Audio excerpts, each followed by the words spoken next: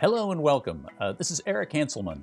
I'm the Principal Research Analyst for the 451 Research arm of Standard & Poor's Global Market Intelligence, and thanks for joining us today.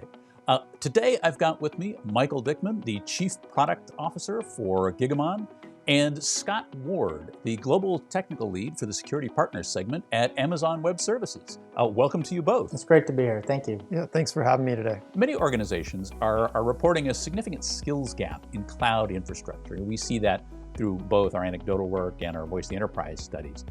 How can they manage this as they're moving towards greater cloud use? You know, it's very, very obvious, and multiple people and studies have reported it, that there's a serious skills gap when it comes to the cloud, of being able to understand the cloud and people that are available to come in and even perform security operations. So the one thing that we really advocate for is automation, allowing you to take and implement repeatable processes and let them be done by code so they can be done at any point in time. They're done consistently, and you're using your precious human resources to be able to do the more important things that they're focusing on. So whether that be that they're enforcing something further on in a pipeline and making sure that the configuration is done correctly, whether they're automating the detection of something and ensuring that it's configured right, or whether it's automating responding to an event that's been detected as a result of the visibility that you have, so that you can address things quickly and consistently and use your people to the best extent possible. We also advocate for looking to push that knowledge out into more and more teams instead of running in more of a siloed fashion.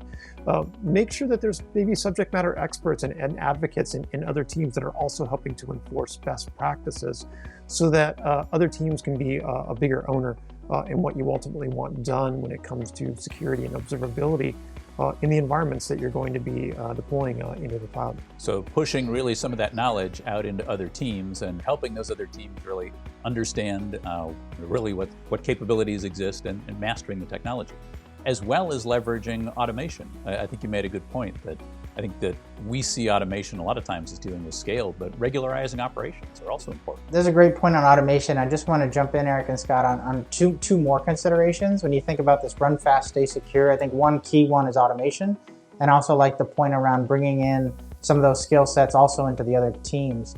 I think the other 2 points I would raise is an attitude of investment protection around people and processes, and also around explicitly addressing the challenge of administrative domains that can create silos.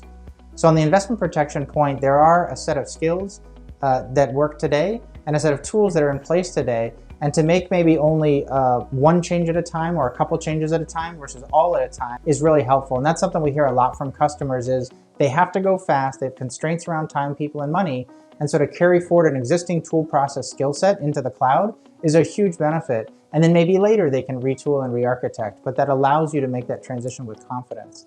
And then the second piece is around actually some of those differences. That you might have a NetOps team, which might be a little more on-prem skill, a CloudOps team, which obviously is in the cloud, and maybe a SecOps team or DevOps team that works across both.